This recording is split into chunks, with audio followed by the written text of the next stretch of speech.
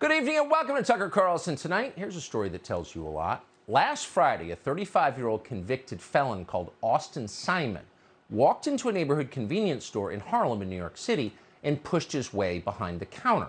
Austin's girlfriend had just had a dispute with the clerk in the store. The clerk was a 61-year-old Dominican immigrant called Jose Alba. The woman wanted a bag of potato chips, but there was no money left on her government-issued food stamp card. So the clerk tried to take back the chips. The woman became enraged and went and got her boyfriend. Now, the boyfriend, Austin Simon, had a long history of violent crime. Simon had spent at least 3 years in prison for assault. His most recent parole expired last May. Though Simon had no apparent job, he was wearing a $300 designer T-shirt and a gold earring. And he was extremely angry. He was furious. Austin Simon threw Alba into a wall, then leaned down and screamed in his face. When the older man stood up, Simon grabbed him by the neck. Here's a local news account describing what happened next. Surveillance video shows 37-year-old Austin Simon push the clerk behind the bodega counter and then stand over him. Moments later, a struggle ensues. The two wrestle and the clerk stabs Simon multiple times. This happened late Friday night in the Blue Moon convenience store off West 140th Street. Police were called for an assault in progress and found Simon bleeding from 2 stab wounds in his chest and 1 in his neck. He later died at the hospital, and police arrested the deli clerk, 51-year-old Jose Alba, for second-degree murder. Alba's 61, by the way. He's every bit as old as he looks. Now, Simon died. Every death is sad. But at the same time, decent people can acknowledge that some deaths are much sadder than others, and Austin Simon's death is not one of those. Simon was a thug. He was a taker. He was a cruel and vicious bully. Austin Simon was the sort of person who beats up old men simply because he can. Functional societies have zero tolerance for people like Austin Simon because people like Austin Simon hurt the weak and prevent the productive from producing. They themselves contribute nothing. They are, in fact, the mirror image of men like Jose Alba. Jose Alba came to the United States 30 years ago to work, and working is exactly what he was doing at the bodega in Harlem at almost midnight on Friday, selling chips to people who don't bother to work, holding up the retail economy for minimum wage. A healthy society celebrates, venerates men like Jose Alba, men with jobs and families, men with independence and dignity. And above all, a healthy society affirms the right of men like this to self-defense. Self-defense is the cornerstone of all liberty. If you can't defend your own life and property, you have no rights at all. And that was obvious in America for centuries. This was a country whose leaders encouraged decent behavior, who held up the common man as a hero. But that has changed. Jose Alba wasn't lauded for his bravery or his resourcefulness. He wasn't congratulated for defending himself in the face of a violent felon much younger than him, though every single normal person who watched that video on social media applauded, every single one. And yet Alba was arrested at the scene, and he was sent to jail. An openly racist, Soros-backed prosecutor called Alvin Bragg then charged Jose Alba with felony murder. He sent him to Rikers Island, a jail famous among Democrats because it's so squalid and so dangerous that they have spent decades trying to shut it down. But it wasn't so bad they didn't send Jose Alba there. And then Bragg set his bail at $250,000, $250,000, in a city that very recently was considering getting rid of all bail. Compare that to the bail of other violent criminals. Now, a judge later lowered that bond to $50,000, but the message that Bragg sent was very clear to everyone watching, and it was this. If the criminal who assaults you is a member of a favored group, you don't have the right to fight back. You may not defend yourself. You must take whatever he gives you, because thugs have more rights than you do, you being the person dumb enough to be working at almost midnight in a bodega in Harlem on a Friday. That's the message. And it wasn't simply Alvin Bragg who was sending it. The tech companies, as always, joined with government as a unified force to send this message. GoFundMe deleted Jose Alba's fundraising page from the internet. Contrast this with how the left's militia are treated. Now, GoFundMe explained, we don't allow fundraising for anyone who's been charged with a violent crime. Really? Well, that's just a lie, and provably so. BLM rioters were encouraged to raise money for bail and their legal defense. They can have lawyers, but not bodega clerks. They are powerless, and they must remain so. So GoFundMe openly encouraged rioting in the name of George Floyd on behalf, in effect, of Joe Biden 2 years ago. But Jose Alba, they shut his family down in hours. So who made this decision specifically? You should know their names. GoFundMe is a company. Here's who runs it. Tim Cadigan is the CEO of GoFundMe. Juan Benitez is the president. You're seeing their pictures right there. The chief corporate affairs officer at GoFundMe is called Margaret Richardson.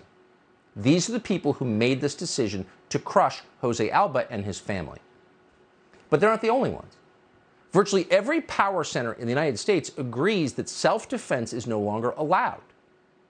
You can no longer fight back. And if you don't believe it, remember how the media covered the Rittenhouse trial. He carried a gun across state lines. He's a white supremacist. Here was a man exercising his fundamental right of self-defense. But he was charged with murder, and corporate media backed the prosecutors. During Rittenhouse's trial, one prosecutor called James Krause told the jury openly that Rittenhouse should have just allowed the thugs to beat him to death. He had no right to defend himself. Quote, "Everyone takes a beating sometimes," Krause says, a man who's never taken a beating in his life. And then another prosecutor you'll recall, called Thomas Binger, declared that if you own a gun, you are effectively waiving your right to defend yourself. Watch. They have to convince you that Joseph Rosenbaum was going to take that gun and use it on the defendant because they know you can't claim self-defense against an unarmed man like this. You lose the right to self-defense when you're the one who brought the gun. So those are the closing arguments in Wisconsin during the Rittenhouse trial. You lose the right to self-defense when you're the one who brought the gun. Now, legally, that is nonsense. It's insane. There's no reference point whatsoever in American law for that statement. But the law is not the point. They don't need the law. They now have the unilateral authority to destroy your business, ruin your reputation, throw you in prison, prevent your family from hiring a lawyer to defend you, or get you out of jail. You saw that happen in St. Louis when another Soros-backed DA, this one called Kim Gardner, targeted the McCloskey family. Now, the McCloskeys were sitting having dinner outside their house, bothering nobody in St. Louis, when a mob out of nowhere came through the gate, broke the gate, stormed their property, and threatened them. So they went inside and got their legally retained firearms and displayed them. They didn't shoot anybody. It was their property. They held up their guns and said, "Get off our land. Stop threatening us." What did the Soros-backed prosecutor do? Charge the McCloskeys with felonies. I am disturbed by the events that occurred over this weekend, where there were peaceful protesters who were met with guns and a violent assault. Since learning of these events over this weekend, I've worked with the public and the police to investigate these tragic events. I will use every extent of Missouri law to hold individuals accountable.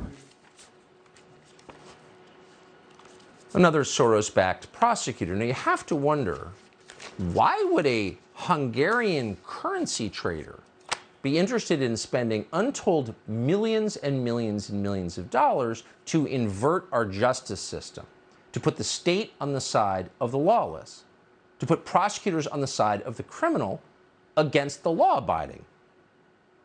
What's Soros' interest in doing that? It's clearly working, and what gives him the right to change our ancient justice system? No one in the media asked that question.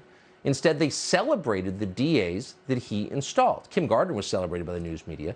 As CBS 60 Minutes reported gleefully, Gardner, quote, "stopped locking up nonviolent offenders, dropped low-level drug cases, and ended cash bail."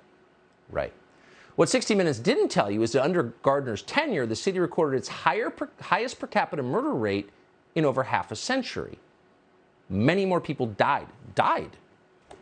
And not just in St. Louis, and not just in New York, and not just in Baltimore or Philadelphia, everywhere. Arlington, Virginia, experiencing a significant increase in violent crime this year. Why? A Soros-backed prosecutor called Parisa Degani Tofty has also prosecuted clear cases of self-defense. You can't defend yourself. The people who are favored by the regime can do whatever they want. You can do nothing to protect your life, your family, your property. Burglars broke into the Arlington smoke shop in March of 2020, middle of the night. A store employee who was sleeping in the store because there were so many break-ins shot at the robbers, as is his right, in fact, his duty, and he should be applauded for that. But no, he was prosecuted. We spoke to the store owner about what happened. They broken into the store, 3 men with masks on. The neighbor upstairs said when they broke the window, it sounded like a car smashing into the store. Hamza, the employee, he said it sounded like a shotgun. And when he woke up, he said he just reached for the pistol and opened the door and shot 3 times to scare them. And one of them hit the suspect. And what happened after that, when the police came, we thought we're in the right. 3 masked men, 4:30 a.m. on a Sunday morning. How can we? So I was watching Hamza across the street with boxers on, with the tank top in cold weather, 40 degrees. The cops treating us like we're the ones who caused the harm. Do you know what the police officers told him? Why didn't you run out the back door? So at this very moment, the Biden administration is letting in millions, literally millions of illegal aliens, foreign nationals whose identities we can't actually know because they work hard, the American dream, the Statue of Liberty, give us your tired, huddled masses, et cetera, et cetera. Okay. But then when those immigrants come here and work in a bodega in Harlem or a smoke shop in Arlington, and they're faced with violent crime, this same party, the Democratic Party, punishes them for defending themselves. Whose side are they on exactly? Now, in the Arlington smoke shop case, that prosecution resulted ultimately in an acquittal, thank God. But what about the employee who was in prison? He spent months in jail. His life was destroyed. Again, the point of this is not just to hurt him, but to send a message to the rest of us. Whether you're in Arlington or Kenosha or St. Louis or New York City, you do not have the right to self-defense in the United States. This is national policy, and Joe Biden has effectively articulated it. You might remember when he delivered his big anti-gun speech shortly after he took office, the one where he declared the Second Amendment isn't, quote, absolute. He'll decide what your rights are. Biden did not even mention self-defense a single time. And that's because Democrats don't believe it is a right. They've said as much. Here's Claire McCaskill, some kind of washed-up Democratic politician, one of the dumbest senators ever to serve in the body, from Missouri, explaining on MSNBC why people don't actually need ammunition to shoot at home invaders. Let's talk about high-capacity magazines. Let's talk about zeroing in on the type of weapons and these magazines that are designed only for one thing, Joe. And you've talked about it over and over again. That's to kill people quickly. To kill people quickly. Now, if you have a home intruder, you don't need to fire 70 rounds. Claire McCaskill will decide how you defend yourself. You don't need 70. How many do we need, Claire McCaskill? Do you know anything at all about anything? Give us a list of the things you know. That would not include anything about firearms. So-called high-capacity magazines don't have 70 rounds. They don't even have half of 70 rounds. No one in the Democratic Party knows what a round is anyway.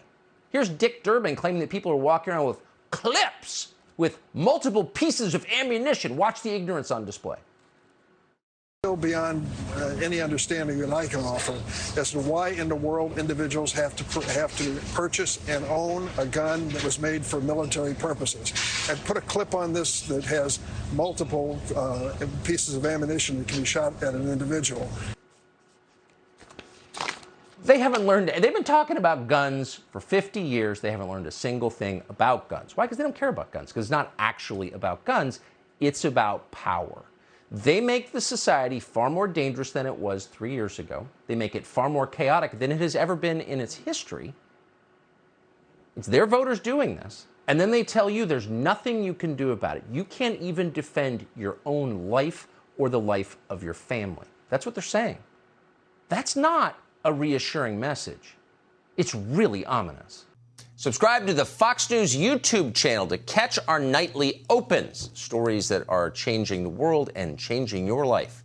From Tucker Carlson Tonight.